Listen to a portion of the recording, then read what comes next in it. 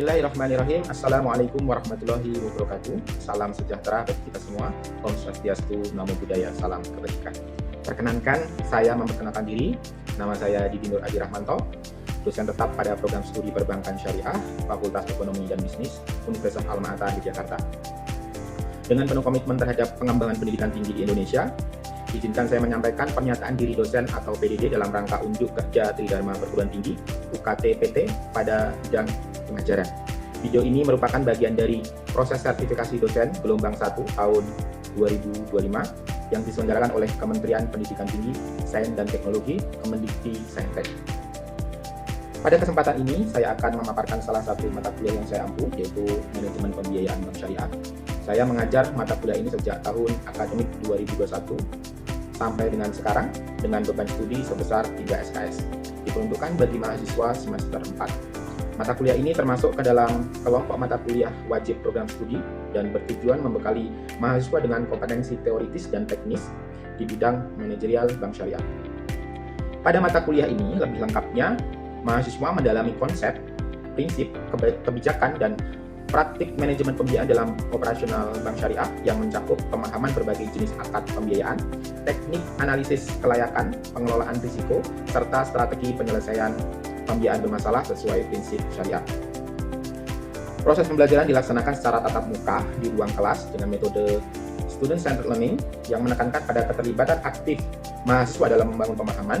Perkuliahan ini berlangsung selama 16 minggu atau 16 pertemuan sesuai kalender akademik dan dirancang untuk mendukung capaian pembelajaran lulusan dan juga capaian pembelajaran mata kuliah.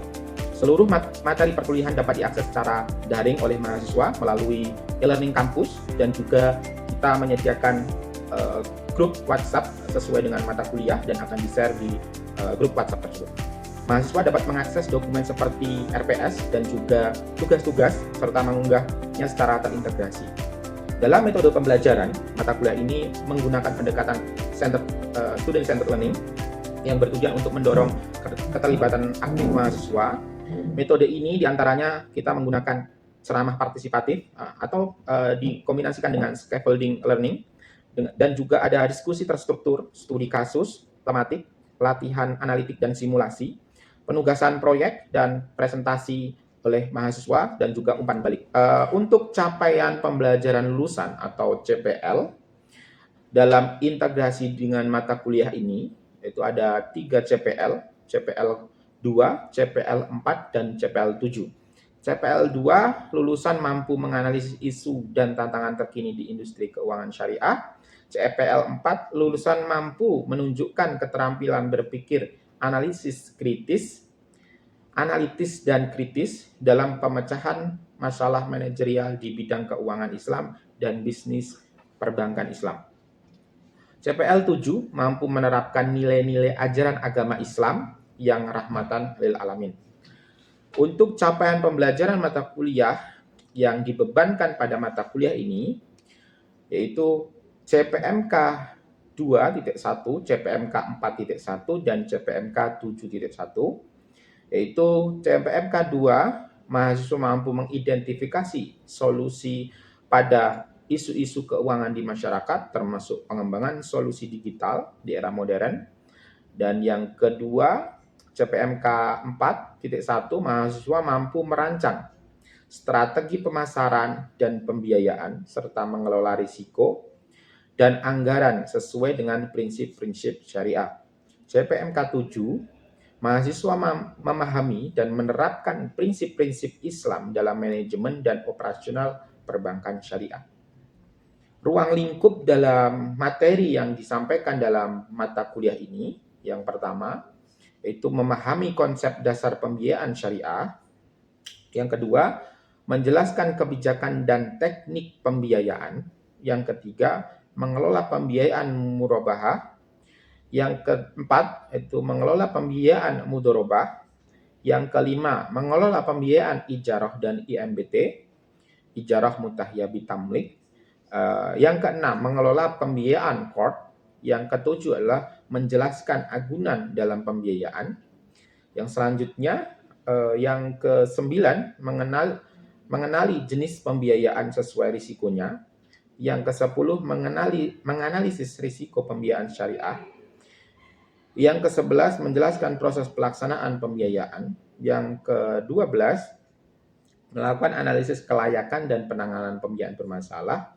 Yang ke-13 menjelaskan sumber dana pembiayaan, dan yang terakhir adalah menetapkan margin dan nisbah bagi hasil. Dan selanjutnya ada terkait dengan penilaian atau assessment. Dalam mata kuliah ini ada 4 cara penilaian, yaitu ketika partisipasi aktif dengan menggunakan kehadiran dan keaktifan diskusi dalam kelas 10%, dengan tugas terstruktur individu atau kelompok 20%, ujian tengah semester 30%, dan ujian akhir semester 40%.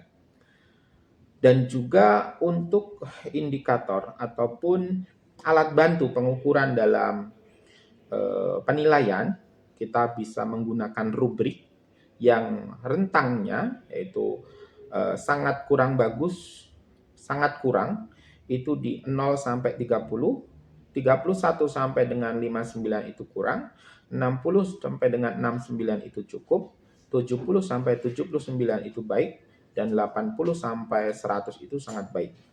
Dan juga dalam mata kuliah pembiayaan bank syariah, saya juga menggunakan alat bantu kuisis yang langsung keluar angka ataupun penilaiannya.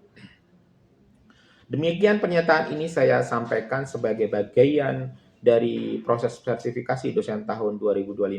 Untuk tahap berikutnya, silahkan menyimak video pembelajaran mata kuliah Manajemen Pembiayaan Bank Syariah yang sudah saya siapkan. Silahkan menyaksikan.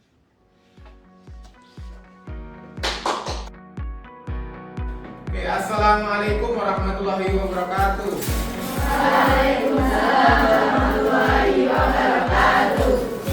Semuanya sehat-sehat semuanya ya. Alhamdulillah. Bisa jawab ya. Ya Pak. Oke. Pertama kita akan lakukan doa dulu bersama ya. Mari kita mulai pertemuan pada hari ini bersama-sama dengan membaca Al-Fatihah. Oke, baik. Pertama saya ingin membacakan absen terlebih dahulu. Ya. Saya ambil dulu. Maria Rizky Ayu. Bila Talita. Sebelum kita melanjutkan pertemuan ini, pertemuan ke-10, yaitu risiko dalam pembiayaan bank syariah. Tapi saya ingin bertanya dulu ya, pertemuan-pertemuan kemarin, yaitu terkait dengan jenis-jenis pembiayaan bank syariah. Asal di kemarin jenis-jenis pembiayaan ada apa? Jual beli itu ada apa aja? Ada beberapa. Terus untuk yang akad bagi hasil,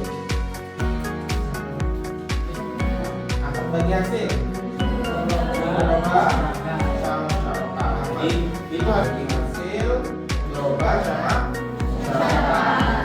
Kalau jual beli itu berubah. Nah, selanjutnya saya ingin memotivasi dulu dari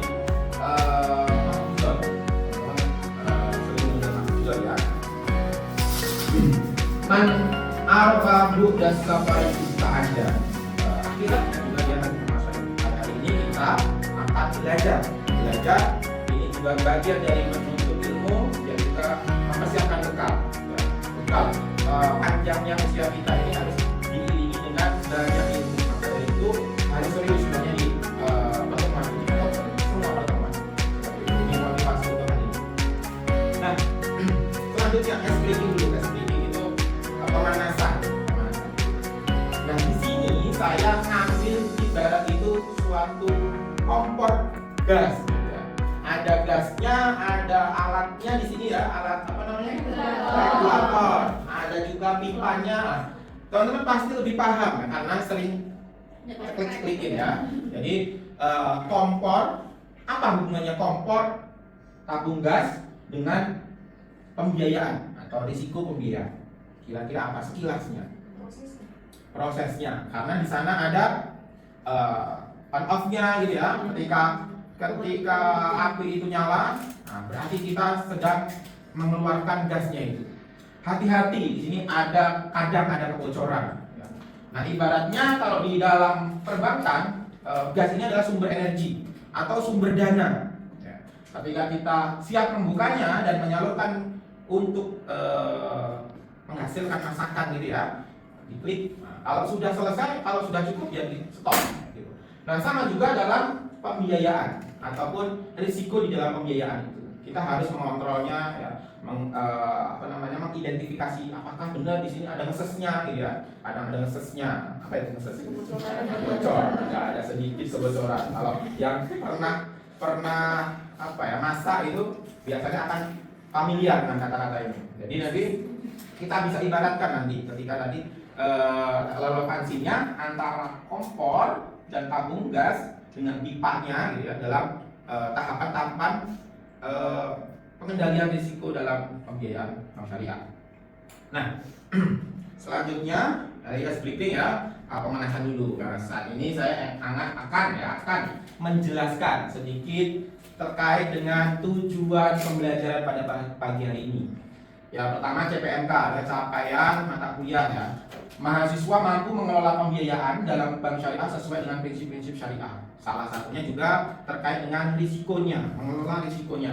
Jadi sub CPMK-nya adalah capaiannya ya, sub capaiannya adalah memahami konsep dasar risiko pembiayaan syariah dan juga mengidentifikasi tahapan pengelolaan risiko dalam pembiayaan bank syariah. Jadi nanti di akhir saya akan menilai apakah teman-teman penyampaian saya ini bisa ditangkap atau tidak, atau sudah cukup atau tidak. Nanti ada kuis. Jadi nanti mohon disiapkan untuk gawainya ataupun gadgetnya. Ada kuis 4 soal saja untuk mengukur. Oke, selanjutnya ya, kira-kira paham ya untuk slide ini. Selanjutnya saya lanjutkan kepada inti dari mata kuliah hari ini, pertemuan hari ini, yaitu terhadap risiko ya, risiko pembiayaan. Ini sangat penting kita pelajari sebagai nanti ya ada pegawai bank, ada manajer di bagian pembiayaan dan sebagainya. Itu harus teman-teman juga pahami risiko pembiayaan. Risiko pembiayaan itu apa sih sebenarnya? Ya, pembiayaan yang kita salurkan, ya, pembiayaan yang kita salurkan ini akan memungkinkan ya, kemungkinannya akan menyebabkan kerugian finansial akibat kegagalan dari nasabah tersebut. Nah, ini kita harus punya metodenya untuk menyelesaikan ataupun memitigasi ataupun mengelola risiko tersebut agar tidak gagal ataupun tidak rugi. Hasil yang sudah ditargetkan, seumpama bulan ini target hasilnya pendapatannya itu adalah 10 miliar. Jangan sampai kalau turun pun 9 miliar saja ya. Bahkan itu terlalu jauh. 1 miliar itu bisa untuk mendanai beberapa karyawan gitu ya. Kalau bisa lebih sedikit lagi gitu. Jadi target dari hasil itu tadi tidak terlalu jauh melesetnya. Maka dari itu ada pengelolaan risiko dalam manajemen pembiayaan. Yang pertama, ya ingat-ingat ini ada identifikasi. Nanti saya akan jelaskan dalam identifikasi itu seperti apa. Terus ada pengukuran dan monitoring. Mohon maaf, lihat ke depan ya untuk fokus dulu. Selanjutnya ada pengendalian dan mitigasi risiko yang dapat mengancam kelangsungan usaha atau aktivitas perusahaan. Ada tiga tahapan. Jadi ada identifikasi, ada pengukuran, nanti ada pengendalian. Nah, selanjutnya saya akan jelaskan secara detail untuk identifikasi risiko. Nah, identifikasi risiko ini teman-teman mungkin di pelajaran yang lain juga sudah disampaikan. Ada analisis 5C, tapi ada sekarang ya ada plusnya. Ya. Untuk 5C teman-teman bisa dihafal ini ya. Ada karakter, ada capacity. Mina fokus. Karakter, capacity, ada kapital, ada kolateral, ada condition of economy, kondisi ekonomi dan industri. Jadi pertama-tama teman-teman kalau sudah pernah nih melakukan pembiayaan di perbankan, ya pertama teman-teman datang untuk memohon pengajuan pembiayaan seperti itu ya. Nanti biasanya pertama kali apa yang harus dilakukan oleh nasabahnya? Mengisi formulir ya. Biasanya nanti mengisi formulir, dan formulir itu ternyata sudah ada 5C-nya. Jadi ini dari, kalau formulir pertama identitas dulu ya, identitas dulu. Tapi kalau ketika nanti bersama dengan marketingnya, di situ sudah ada poin-poin ini. Jadi nanti ada karakternya bagaimana. Kira-kira Mbak Nina, kalau Mbak Nina ya itu minjemin ke siapa di sini? Minjemin orang gitu ya, uang. Kira-kira melihat karakternya nggak? Yeah. Pasti kan? Nah, karakternya bagaimana ini? Jangan-jangan kemarin sudah minjemin ke siapa? Ke Vina gitu ya. Minjem ke Vina ternyata 500.000 nggak dibalikin. Habis itu kok minjem aku lagi, gitu kan? Minjem aku lagi, berarti saya harus minjemin atau enggak? Kira-kira gitu. Mungkin saya akan minjemin 100 dengan niatnya ikhlas, bantu gitu ya. Enggak balik enggak apa-apa. Tapi beda dengan bank gitu ya. Kalau bank minjem ya harus dibalikin gitu. Karena di situ uang adalah uang milik nasabah yang akan dikembalikan ke nasabah juga. Nah, karakter ini banyak sekali ya yang bisa digali dari nasabah itu. Jadi kejujuran, integritas gitu ya. Bisa kalau cepatnya itu kalau di bank ada fasilitas namanya BI checking. Ada yang pernah tahu BI checking? Belum ya? Nanti di sana akan ada riwayat. Kalau teman-teman ya yang sukanya Shopee Pay Later ataupun es pinjam tapi tidak mengembalikan, nah di sana akan tercatat itu BI checking. Jadi karakternya sudah terikat gitu ya. Nah, selanjutnya ada capacity, kemampuan dalam membayar. Nah, berarti kalau teman-teman ngasih 100.000, minjem 100.000, berarti harus diukur tuh bagaimana dia akan membayar ataupun mengembalikan seperti itu. Terus kapital, terus kolateral, ada condition of economy. Ada tambahannya adalah compliance, kepatuhan terhadap prinsip syariah, ya, halal atau tidak seperti itu. Terus ada corporate governance, ada tata kelola perusahaan. Tata kelola perusahaan itu termasuk perusahaan ini sering melakukan korupsi atau tidak, melanggar lingkungan atau tidak, seperti itu. Ya, jadi ini tambahan dari 5C plusnya tadi. Nah itu, kira-kira dari 5C ini dan plusnya, dari 2 plusnya, ada pertanyaan atau tidak? Cukup ya? Nanti kita. Nah ini ada temuan dari penelitian yang saya lakukan di 2022, bahwasanya pembiayaan bermasalah itu ada 3 bahkan faktornya ya. Ada internal, ternyata SDM itu sendiri yang membuat bermasalah ya. Ada korupsi, ada kelalaian mengumpulkan berkas dan kelalaian memvalidasi dan sebagainya. Ada juga faktor eksternal dari nasabahnya sendiri yang tidak berintegritas, yang juga usahanya kurang stabil dan sebagainya. Ada faktor lain seperti pemerintah ataupun bencana alam ya. Dulu di 2000 berapa? Gempa Jogja.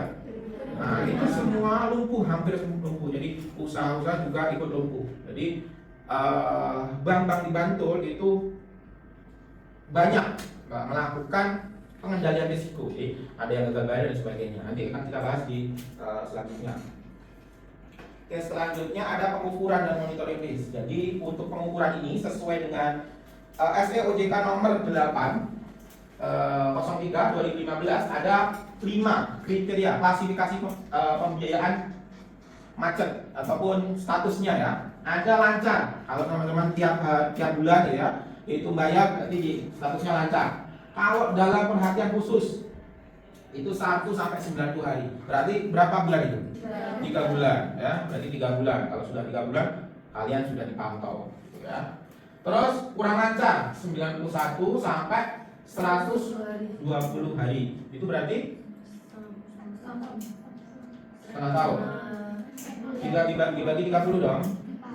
4 bulan ya. Kurang lancar. Jadi kalau teman-teman 4 bulan itu nunggak, berarti sudah kurang lancar. Terus ada diragukan, tunggakannya 121 sampai 180 hari. Dan selanjutnya ada macet tunggakan dari di atas 180 hari. Nah, ini diatur oleh OJK tahun 2015. Nah, ini ada early warning systemnya. Kalau sudah ada klasifikasinya pembiayaan itu ataupun diperhatikan gitu ya. Nah, bagaimana nanti rasio tunggakan angsurannya? Apakah omsetnya itu turun? Frekuensi keterlambatannya itu seperti apa? Dipantau indikator. Terus nanti ada juga testingnya, sensitivitas terhadap inflasi itu seperti apa, gitu ya. Terus selanjutnya ada skenario analisis untuk berbagai kondisi pasar. Nah itu dari pengukuran risiko. Nah, tadi sebelumnya ada identifikasi, terus ada pengukuran. Setelah pengukuran ini, kalau sudah menemukan data yang tidak lancar ataupun macet gitu ya, bagaimana kita kendalikannya? Dengan satu adalah restruktur pembiayaan dan dua ada recovery action. Nah, pertama yang kita lakukan adalah ini urutannya ya. Kita bisa rescheduling. Rescheduling itu perpanjangan waktu. Jadi sebelumnya itu 10 tahun jadi 20 tahun. Nah, nanti angsurannya akan semakin kecil gitu ya. Jadi yang sebelumnya itu 10 juta dibagi 10 tahun gitu ya, nanti akan jadi lebih kecil lagi, nanti bagi lagi 20 tahun. Nah, itu akan lebih kecil lagi. Nah, itu untuk pengendalian risikonya. Jadi kalau ada yang macet, jangan langsung eksekusi jaminan, tidak. Ada tahapannya.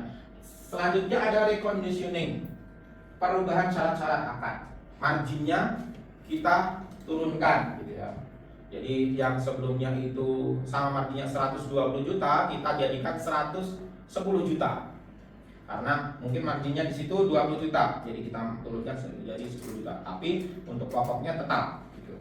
Nah, untuk selanjutnya ada restructuring, penambahan fasilitas atau konversi akad. Ya, kalau memang benar-benar tidak bisa, gitu, ada salah satu praktisi yang memberikan saran, gitu ya, konversi aja ke core. Karena ini sudah tidak mampu membayar, terlilit hutang gitu ya, terlilit hutangnya, sisa hutangnya itu dikonversi menjadi core gitu.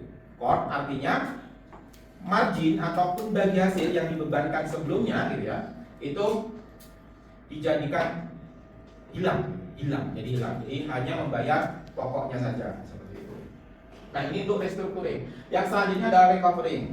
Jadi kalau benar-benar sudah jadi nggak bisa lagi gitu ya, nah kita harus negosiasi. Bisanya berapa? Bisanya berapa? Mau bayarnya berapa? Gitu ya. Mau melunasinya berapa? Setengahnya? Ya oke, setengahnya. Nah, setengahnya gimana? Setengahnya dicarikan dari jaminan tadi, gitu ya. Jaminan yang dijaminkan gitu. Terpaksa kita jual dan diambilkan untuk menutupi kekurangannya. Terus selanjutnya eksekusi jaminan. Kalau memang benar-benar menghilang, dipanggil udah nggak mau datang, akhirnya kita lelang eksekusi jaminan.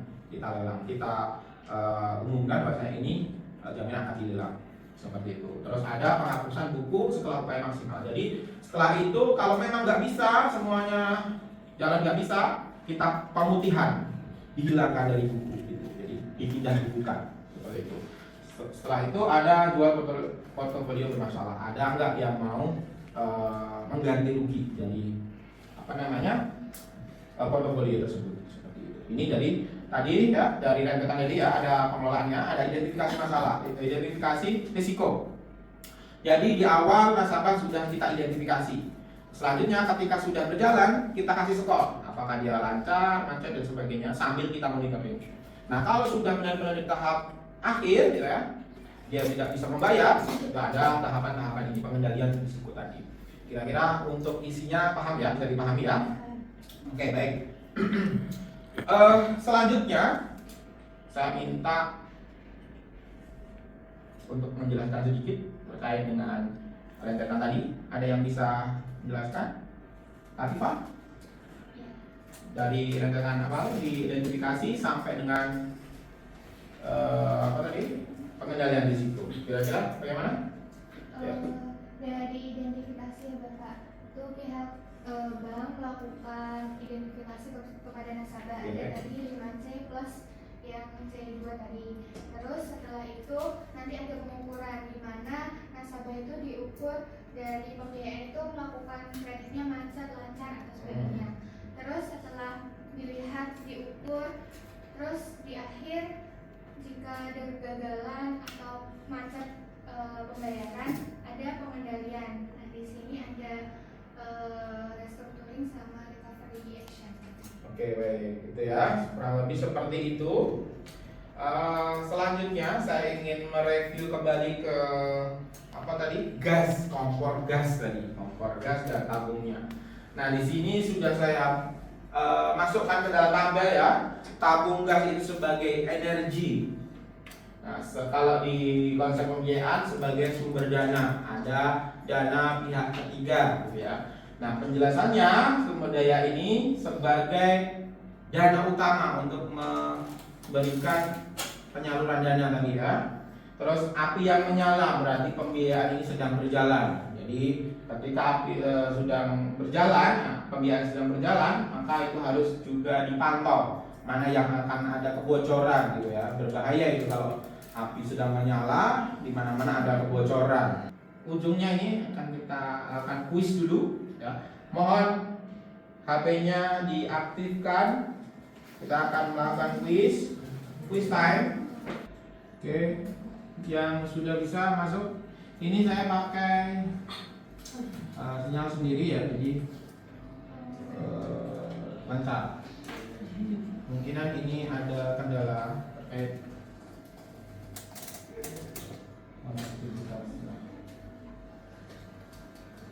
Oke, yuk masuk dengan nama sendiri ya, nama masing-masing dituliskan.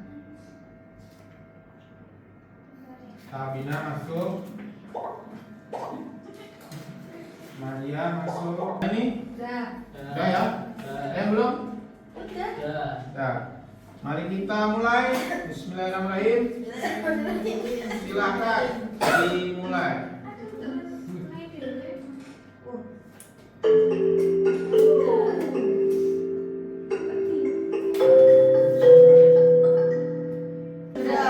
Sudah? Oke. Nah, berarti di sini ada yang fokus nih nanti. Ada 3 orang. Oke, terakhir ini akan jadi tugas buat teman-teman di rumah. Ada studi kasus 1 dan studi kasus 2. Karena waktu mepet ya, teman-teman, ini bisa untuk tugas di rumah. Diskusikan dengan teman-temannya. Nah, tapi nanti tetap opini dari masing-masing individu. Nanti di pertemuan selanjutnya akan saya tanyakan, akan saya tunjuk beberapa random ya, random. Nanti bisa dipresentasikan di depan, oke? Oke, cukup untuk hari ini. Tadi sudah disimpulkan oleh Mbak Latifah, ada identifikasi, terus ada pengukuran, terus ada pengendalian risiko. Jadi untuk hari ini, mari kita tutup dengan doa bersama. Alhamdulillah. Assalamualaikum warahmatullahi wabarakatuh.